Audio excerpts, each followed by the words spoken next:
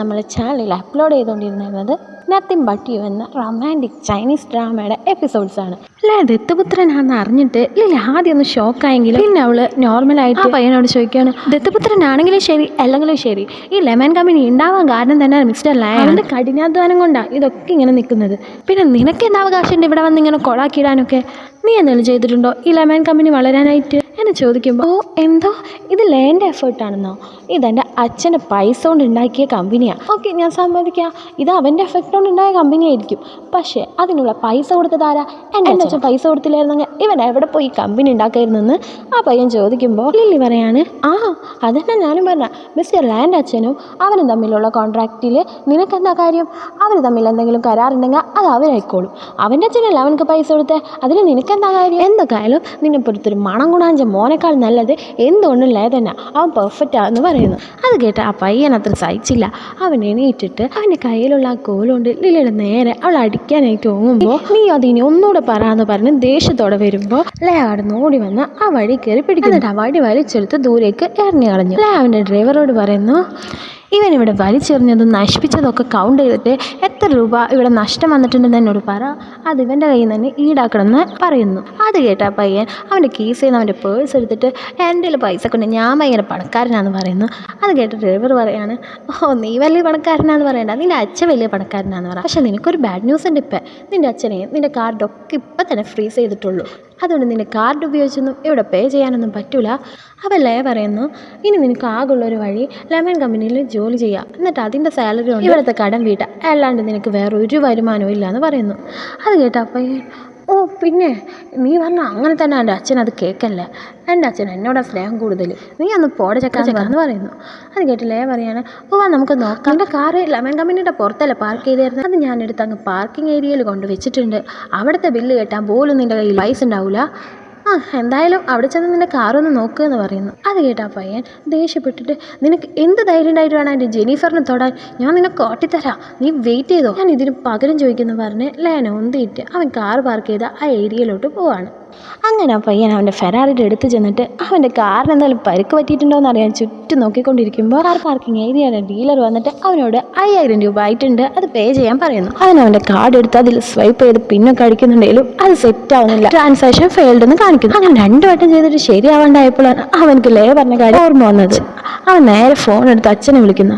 അച്ഛനെ വിളിച്ചിട്ട്, എന്തായി ചെയ്ത് വെച്ചേക്കണം, എൻ്റെ കാർഡൊന്നും വർക്കാവുന്നില്ലല്ലോ, അത് മര്യാദക്ക് ശരിയാക്കുക എന്ന് പറയുന്നു. അത് കേട്ട അച്ഛൻ പറയാണ്, നീ എന്ത് പറഞ്ഞിട്ട് കാര്യമില്ല, നീ മര്യാദക്ക് പോയി ലെമൺ കമ്പനിയിൽ ജോയിൻ ചെയ്തോ, അതാണ് നിനക്ക് നല്ലത്, അല്ലാതെ നിനക്ക് വേണ്ടി ഒരു ഉപകാരം ഞാൻ ചെയ്യത്തില്ല എന്ന് പറയുന്നു. പയ്യൻ പറയാണ്, അയ്യോ അച്ഛാ നിങ്ങൾ ശരിക്കും വരുന്നതാണോ, ഞാൻ എങ്ങനെ ലെമൺ കമ്പനിയിലൊക്കെ വർക്ക് ചെയ്യാ, നിങ്ങൾ എന്താ ഈ പറയുന്നതെന്നൊക്കെ ചോദിക്കുന്നു. ആള് ഈ ഹീറോയിസ് ഒക്കെ കാണിക്കുന്നുണ്ടെങ്കിലും ആള് ശുദ്ധനാ, ഭയങ്കര മണ്ടനാ. എന്നിട്ട് അവൻ്റെ അച്ഛൻ പറയാണ്, നീ നിന്റെ ബ്രദർ പറയുന്ന പോലെ കേക്ക്, ലെമൺ കമ്പനി പോയി ജോയിൻ ചെയ്യാൻ പറയുമ്പോൾ അവൻ പറയാണ്, ഒരു പണി നോക്ക്, ബ്രദറോ, ആരുടെ ബ്രദർ, എൻ്റെ ബ്രദർ ഒന്നല്ല അവൻ, നിങ്ങൾ എവിടെന്നോ ഒരാളെ കൊണ്ടുവന്നിട്ട് എൻ്റെ ബ്രദറാന്ന് പറഞ്ഞാൽ ഞാനത് ഏൽക്കണോ? അതൊന്നും നടക്കൂല, നീ എന്തെങ്കിലും ചെയ്യും, ഞാൻ എന്തായാലും ലെമൺ കമ്പനി ജോയിൻ ചെയ്യാനൊന്നും പോണില്ല എന്ന് പറയുന്നു. അത് കേട്ട് അച്ഛൻ പറയാൻ, ഓക്കെ നീ ജോയിൻ ചെയ്യണ്ട, അങ്ങനെയാണെങ്കിൽ നിന്റെ കാർ അവിടെ കിടന്നിട്ടെ, ഇനി എന്ത് വരുന്നു എനിക്ക് പറയാൻ പറ്റൂല കേട്ടോ എന്ന് പറയുമ്പോൾ, ഓ ശരി ഞാൻ ജോയിൻ ചെയ്തോളാം എന്ന് അവൻ ദേഷ്യത്തോടെ പറഞ്ഞ് നേരെ ലെമൺ കമ്പനിക്ക് പോകുന്നു. അങ്ങനെയല്ല എൻ്റെ ഡ്രൈവർ ആ പയ്യനെ അവൻ്റെ വർക്ക് പ്ലേസ് ഒക്കെ കാട്ടിക്കൊടുക്കുന്നുണ്ട്. സിയാറാൻ്റെ പേഴ്സണൽ മാനേജർ ഡിങ് ഡോങ്ങിൻ്റെ തൊട്ടടുത്ത സീറ്റിലായിരുന്നു അവൻ ഇരിക്കേണ്ടത്. അവൻ അവളെ കാണുമ്പോൾ തന്നെ കുനിഞ്ഞു നോക്കുന്നൊക്കെ ഉണ്ട്. ഡ്രൈവർ ഞാൻ നിനക്ക് ഇവിടെ ഒക്കെ പരിചയപ്പെടുത്തി തരാമെന്ന് പറയുമ്പോൾ അതിൻ്റെ ഒന്നും ആവശ്യമില്ല, നീ പൊക്കോന്ന് ഇവനെ ഒച്ചത്തോടുകൂടി പറയുന്നു. ഡിങ് ഡോങ്ങിൻ്റെ വർക്ക് കൃത്യമായിട്ട് ചെയ്തുകൊണ്ടിരിക്കുന്ന അവളോട് അവൻ പോയിട്ട്, നീ പോയി ചേട്ടന് കാപ്പി എടുത്തിട്ട് വന്നതെന്ന് പറയുന്നു. പക്ഷെ ഡിങ് ഡോങ് അത് കേൾക്കാത്ത മട്ടിൽ ഇങ്ങനെ ഇരിക്കുകയാണ്. അപ്പോൾ അവൻ അവളുടെ കസാരയെ കുറിച്ച് ചവിട്ട് കൊടുത്തിട്ട്, നിനക്കെന്താ ചൂട് കേട്ടൂടെ, ചേട്ടന് പോയി ഒരു ടീ എടുത്തിട്ട് വരാനാ പറഞ്ഞതെന്ന് പറയുന്നു. അപ്പോൾ അവൾ പറയാണ്, ഞാൻ ഇവിടെ വന്നിരിക്കുന്നതേ നിനക്ക് ടീയും വാട്ടറൊക്കെ സപ്ലൈ ചെയ്യാനായിട്ടല്ല, ഞാൻ എൻ്റെ പണി ഇവിടെ കൃത്യമായിട്ട് എടുക്കുന്നുണ്ട്, അത് മാത്രമേ ഞാൻ ചെയ്യുള്ളൂ എന്ന് പറയുന്നു. അത് കേട്ട് ഇവിടെ തല്ലാവുന്ന പേടിച്ചിട്ടാണെന്ന് തോന്നുന്നു പിന്നിലായിരുന്ന വേറെ വർക്കേഴ്സ് ഓടിപ്പോയി ആ പയ്യന് ചായ കൊണ്ട് കൊടുക്കുന്നു. അപ്പോൾ ഡിങ് ഡോങ്ങിനെ നോക്കിയിട്ട് ആ പയ്യൻ പറയാണ്, കണ്ട് പഠിക്ക്, ഇങ്ങനെ നല്ല വർക്കേഴ്സ്, ഞാനിവിടുത്തെ വർക്കറൊന്നല്ല, നീ ഒരു സീനിയറാണെന്ന മട്ടിൽ അങ്ങോട്ട് കയറി ഇരിക്കുകയാണല്ലോ, ഞാൻ ഈ കമ്പനീൻ്റെ ഓണറാന്ന് പറയുന്നു. നീ ഓണറായാലും എന്തായാലും എനിക്കതൊന്നും അറിയേണ്ട ആവശ്യമില്ലാന്ന് ഡിങ് ഡോങ് പറയുന്നു. അവിടെ സീൻ കട്ടായി പിന്നെ കാണിക്കുന്നത് രാത്രി ലേ അവൻ്റെ വീട്ടിൽ ചെന്നിട്ട് അവൻ്റെ അച്ഛനെ വിളിക്കുന്നതാണ്. സാൻ, അതായത് ലേൻ്റെ ബ്രദർ, അവൻ വീണ്ടും തിരിച്ചു വന്നല്ലേ, നിനക്കതൊരു ട്രബിളായി, പക്ഷെ അവൻ നിൻ്റെ ബ്രദറല്ലേ, നീ അവൻ്റെ മൂത്ത ചേട്ടൻ, നീ അല്ല അവനക്ക് നല്ല ഡിസിപ്ലിനൊക്കെ പറഞ്ഞു കൊടുക്കണ്ടേ, നീ തന്നെ വേണം അവനെ നന്നാക്കാൻ സമാധാനമായിട്ട് അവൻ അവിടെ നിന്നോട്ടെ, നീ അവനെ മൈൻഡ് ചെയ്യാനൊന്നും നിൽക്കണ്ട എന്ന് പറയുന്നു. അത് കേട്ടില്ലേ ഓക്കെ എന്ന് പറഞ്ഞ് ഫോൺ കട്ട് ചെയ്യും. പക്ഷെ ലേൻ്റെ മൂഡ് ആകെ പോയിരിക്കുകയാണേ. ലേ ഇങ്ങനെ വിഷമിച്ചിരിക്കുന്നത് കണ്ടിട്ട് ലില്ലി ചോദിക്കുകയാണ്, ലേൻ്റെ കാര്യം ഓർത്തിട്ടാണ് നീ ഇങ്ങനെ വിഷമിച്ചിരിക്കുന്നത് എന്ന് ചോദിക്കുന്നു. ലേ പറയാണ്, എൻ്റെ പാരൻസിനെ എത്ര ട്രൈ ചെയ്തിട്ടും കുറേ മെഡിസിൻസ് എടുത്തിട്ടും കുട്ടികളൊന്നും ഉണ്ടായിരുന്നില്ല. അങ്ങനെ അവർ ഭയങ്കര ഏജ് ആയതിനു ശേഷം എന്നെ ദത്തെടുത്തത്. പക്ഷെ അപ്രതീക്ഷിതമായിട്ട് അടുത്ത വർഷം തന്നെ അവർക്കൊരു കുട്ടി ജനിച്ചു. പക്ഷെ എന്നിട്ടും അവരെന്നെ നന്നായിട്ടാണ് ഞാൻ നോക്കുന്നത്. അവരുടെ സ്വന്തം മൂത്ത മകനെ പോലെ തന്നെ എന്നെ കാണുന്നത്. പക്ഷേ സാന് മാത്രം എന്നെ ഇപ്പോഴും ഇഷ്ടമല്ല. എനിക്ക് ശരിക്കും നിങ്ങളോട് അസൂയാണ് ലില്ലി. നീയും സിയോറാനും തമ്മിൽ എന്ത് നല്ല ബന്ധം, നിങ്ങൾ തമ്മിൽ എന്ത് നല്ല സ്നേഹ. പക്ഷെ ഇതുവരെ സാൻ എന്നെ അക്സെപ്റ്റ് ചെയ്തിട്ടില്ല. അവർക്ക് എന്നോട് ദേഷ്യം മാത്രമേ ഉള്ളൂ എന്ന് പറഞ്ഞ് ലേ ഇങ്ങനെ വിഷമിച്ചിരിക്കുന്നു. അത് കേട്ട് ലില്ലി പറയാണ്, ഓക്കെ ഈ മൂടൊക്കെ വിട്, നമുക്ക് നല്ല ചില്ലായിട്ട് ഒരു ഡിഫറെൻ്റ് ആയിട്ടുള്ളൊരു കളി കളിച്ചാലോ എന്ന് പറയുന്നു. എക്സൈറ്റഡ് ആയിട്ടുള്ള കളിയോ?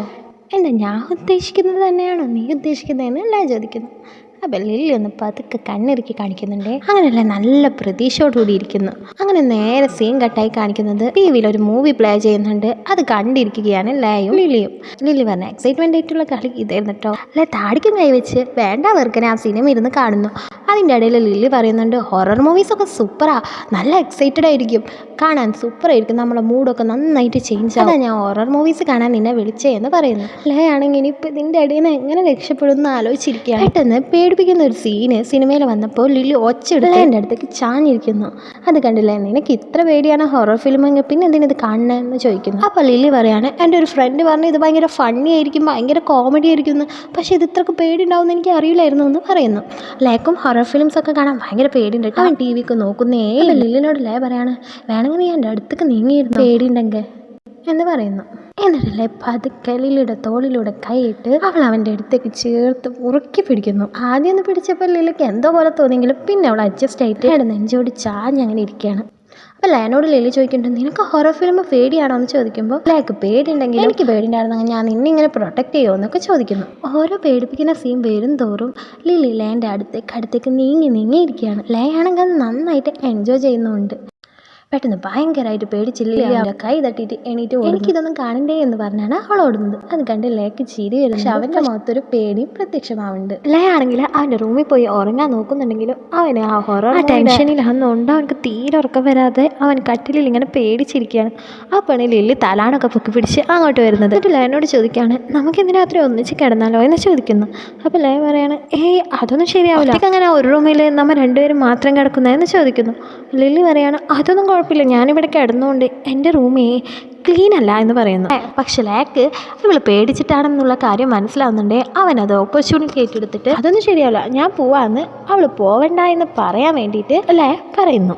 അപ്പോൾ ലില്ലി അതൊന്നും സാരില്ലാന്ന് ഞാൻ ഇവിടെ എവിടെയെങ്കിലും കിടന്നോണ്ടെന്ന് പറയുമ്പോൾ എന്നാൽ ഒരു കാര്യം ചെയ്യും, നീ ഇവിടെ കിടന്നോ, ഞാൻ നമ്മുടെ ഗസ്റ്റ് റൂമിൽ പോയി കിടന്നോളാന്ന് പറഞ്ഞ് ലേ തലാണെടുത്ത് പോകാൻ പോകുമ്പോൾ അതൊന്നും വേണ്ട, ലേ അവിടെ കട്ടിലിൽ കിടന്നോ, ഞാൻ അവിടെ താഴെങ്ങാനും കിടന്നോണ്ടെന്ന് പറഞ്ഞിട്ട് അവളൊരു ഷീറ്റ് പോലും അവിടെ വിരിക്കാതെ തലാണ് തറയിൽ വെച്ചിട്ട് അങ്ങനെ താഴെ കിടക്കുന്നു. അപ്പോൾ ലേ പറയുന്നു, നീ താഴെ കിടന്നാലേ വല്ല പനിയും വരും, താഴെ ഒന്നും കിടക്കണ്ട എന്ന് പറയുന്നു.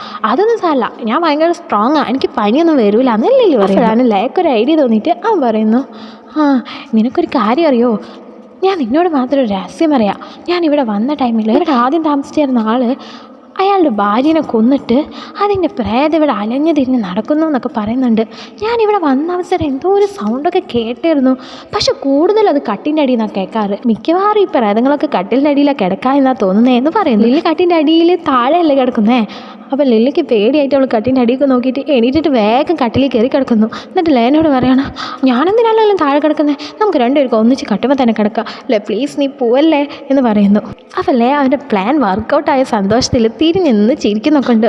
ഓക്കെ നീ പറഞ്ഞുകൊണ്ട് മാത്രം ഞാൻ നിൻ്റെ ഒപ്പം കിടക്കാമെന്ന് പറഞ്ഞിട്ട് എല്ലാം കയറി കിടക്കുന്നു. അപ്പോൾ ലൈറ്റ് ഓഫ് ചെയ്യാൻ പോകുമ്പോൾ ലൈറ്റ് ഒന്നും ഓഫ് ചെയ്യേണ്ടെന്ന് ലില്ലി പറഞ്ഞതനുസരിച്ച് ലൈറ്റ് ഒന്നും ഓഫ് ചെയ്യാണ്ട് അങ്ങനെ കിടക്കുമ്പോൾ ചോദിക്കുകയാണ്, ഇനി ഞാൻ നിനക്ക് എന്തെങ്കിലും ചെയ്തു തരണോ എന്ന് ചോദിക്കുമ്പോൾ ലില്ലി പറയാണ്, നിനക്ക് വിരോധമില്ലെങ്കിൽ നീ എൻ്റെ അടുത്തേക്കൊന്ന് കിടക്കുമോ എന്ന് ചോദിക്കുന്നു. അപ്പോൾ ഓക്കെ ഞാൻ അടുത്ത് കിടന്നോളാന്ന് പറഞ്ഞ് പതുക്കെ ലില്ലിയുടെ അടുത്തേക്ക് നീങ്ങിക്കിടക്കുന്നു. ലില്ലിലെയും മുഖാമുഖം കാണാതെ അങ്ങോട്ടും ഇങ്ങോട്ടും തിരിഞ്ഞാണ് കിടക്കുന്നത്. ലില്ലി കുറച്ച് നേരം അങ്ങനെ കിടന്ന് അഡ്ജസ്റ്റ് ചെയ്തെങ്കിലും അവൾ കുറച്ച് കഴിഞ്ഞപ്പോൾ നീ ഒന്ന് എൻ്റെ മുഖത്തേക്ക് നോക്കി കിടക്കുമോ, നിൻ്റെ മുഖത്തേക്ക് നോക്കാതെ കിടന്നാൽ എനിക്ക് ഉറക്കം വരില്ല എന്ന് പറയുന്നു. കിട്ടിയ ചാൻസ് മുതലാക്കി ലില്ലിനെ തന്നെ ഇങ്ങനെ നോക്കി കിടക്കാണേ.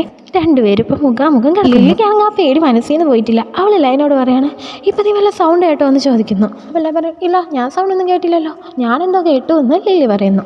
അല്ലേ അപ്പോൾ വേറൊരു പ്ലാൻ എടുത്തിട്ട് എന്നാൽ നമുക്ക് രണ്ടുപേർക്കും പുതപ്പിൻ്റെ ഉള്ളിൽ കയറി കിടന്നാലോ എന്ന് പറഞ്ഞ് രണ്ടുപേരും തലയിലൂടെ പുതപ്പ് മൂടുന്നു. ഇവിടെ വെച്ചിട്ട് 4th എപ്പിസോഡിൻ്റെ പാർട്ട് 2 കഴിഞ്ഞിട്ടാ.